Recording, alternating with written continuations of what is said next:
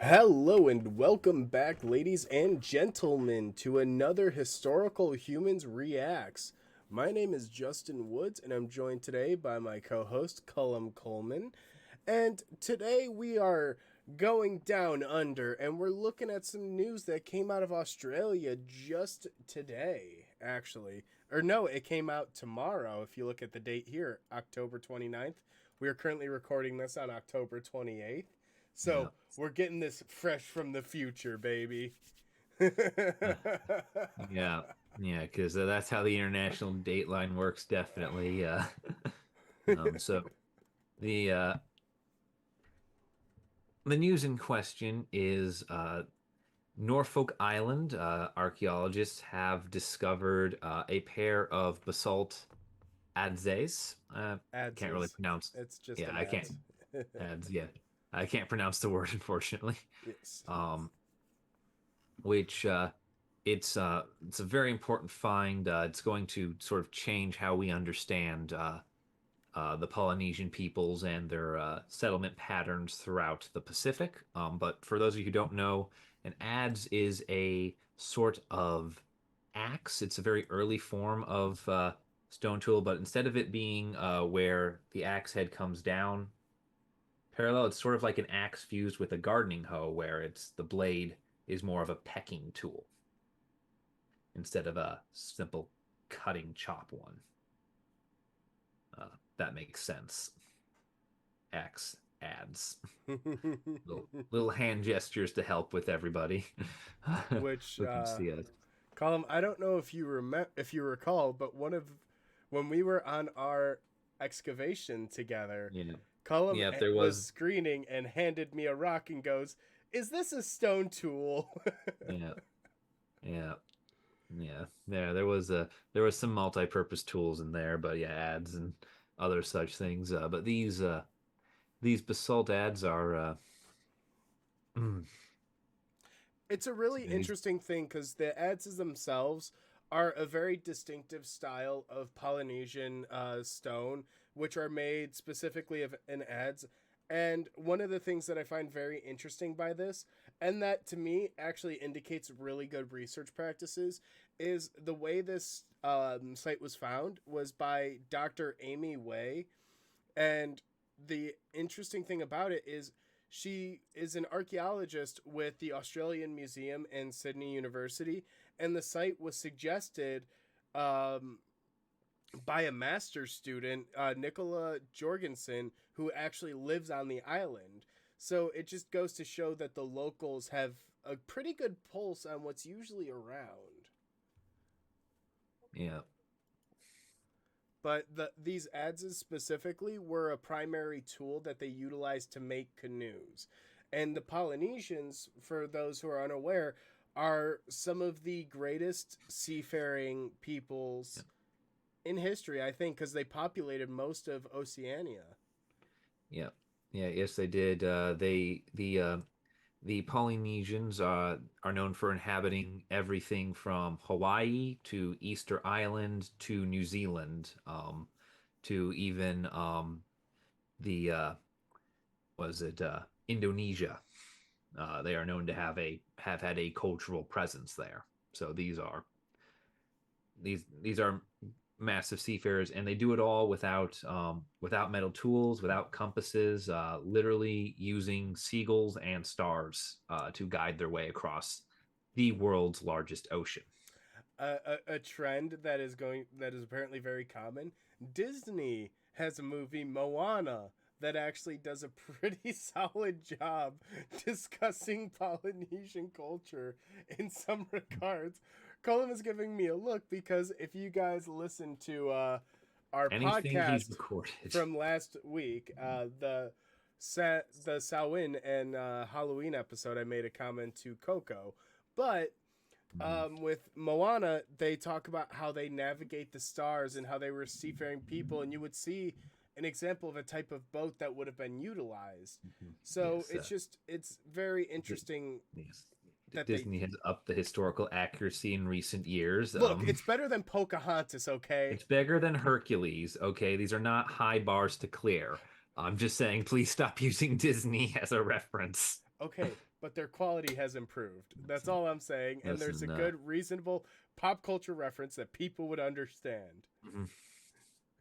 Yes, and part of why these adses are very important is this is the where they're found marks the second known site of Polynesian presence on Norfolk Island, which is kind of a big deal because when the Polynesians are in a place, they tend to be visible in that place, and so the fact that they've been so hard to find here makes the fact that we can prove that they were here, that they had their tools here, all the more important.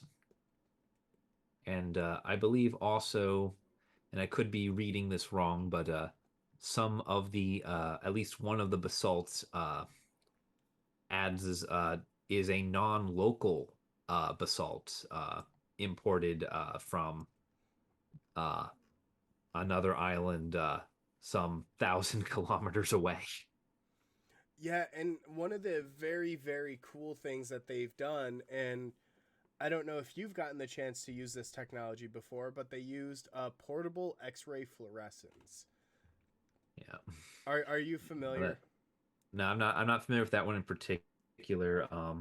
Most of the fancy tech I've used has been a lot of the lidar type geolocating things. A lot of the bigger picture stuff, not the individual artifact level. So portable X-ray fluorescence, or PXRF, is one of the coolest techniques that scientists and archaeologists are able to tell the chemical composition of an object.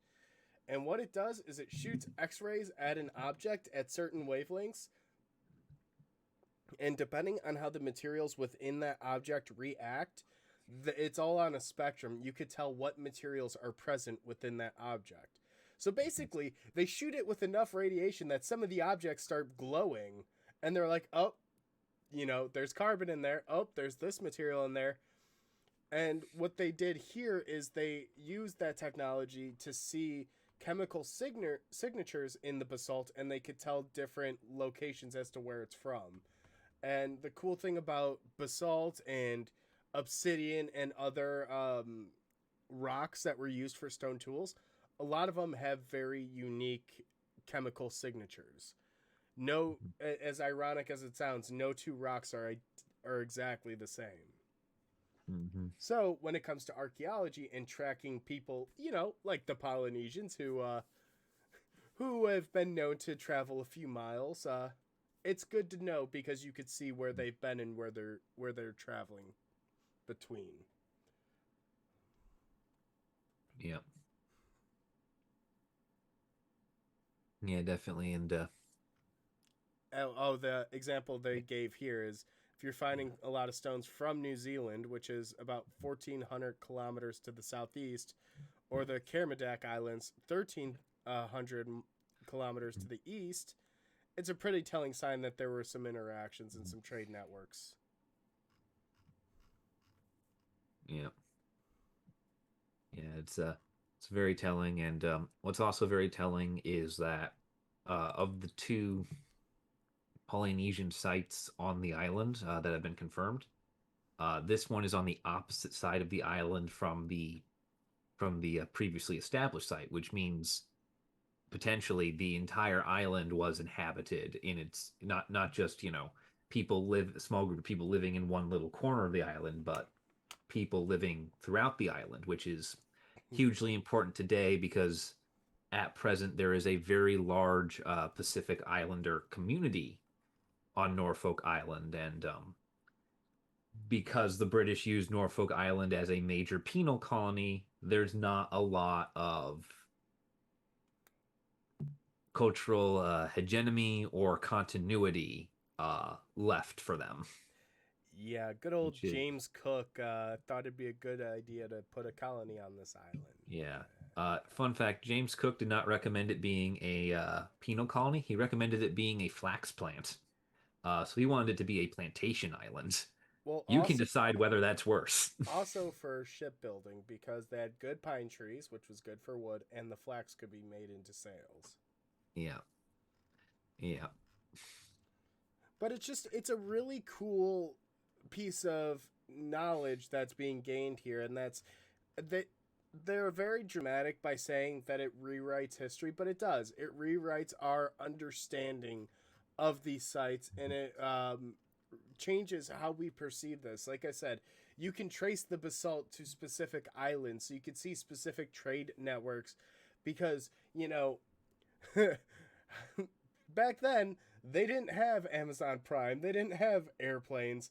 This stuff had to move, and it had to move some way. So being able to trace those networks can tell you how people moved and to some degrees the technology of what they were doing at that point.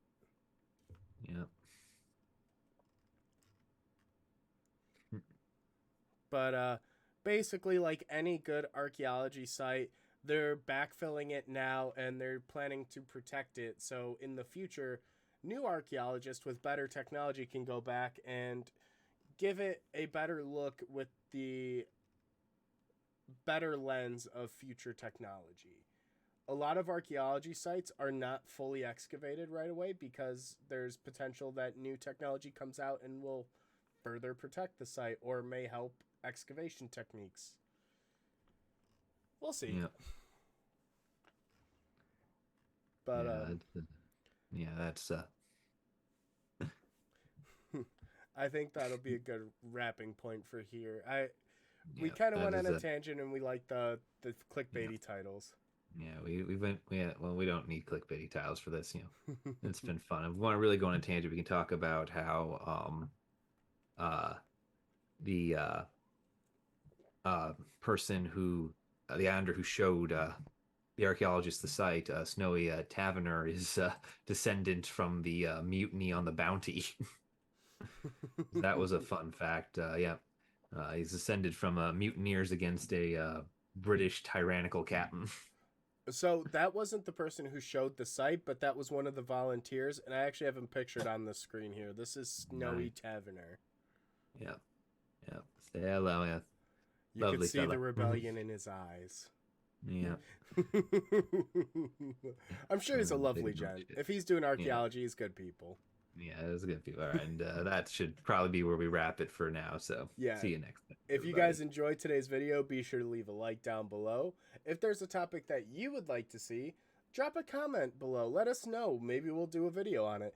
And be sure to subscribe so you don't miss out on any future video. Thank you guys for watching, and we'll see you guys next week with some more hot news.